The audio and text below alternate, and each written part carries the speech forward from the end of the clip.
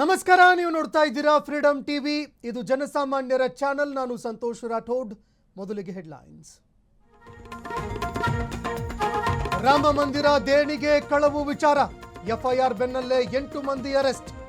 Trust ಪ್ರಧಾನ ಕಾರ್ಯದರ್ಶಿ ಕೂಡ ತಲೆದಂಡ.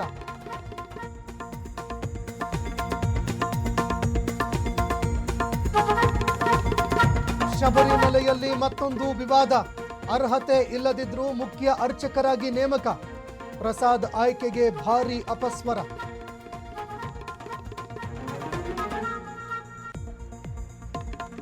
ಕೆಟಿಪಿಪಿ ಕಾಯ್ದೆ ಉಲ್ಲಂಘನೆ, 60 ಲಕ್ಷ ದುರುಪಯೋಗದ ಆರೋಪ. ಇಂಜಿನಿಯರ್ ವಿನಾಯಕ್ ವಿರುದ್ಧ ಚಾರ್ಜ್ ಶೀಟ್.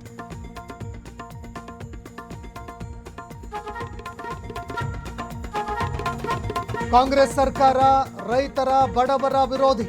ಈಶ್ವರಪ್ಪ ಮಂತ್ರಿಯಾಗಿ ಎಂಜಾಯ್ ಮಾಡಿದ್ರು. ಧರ್ಮಸ್ಥಳದಲ್ಲಿ ವಿಜಯೇಂದ್ರ ಆಕ್ರೋಶ.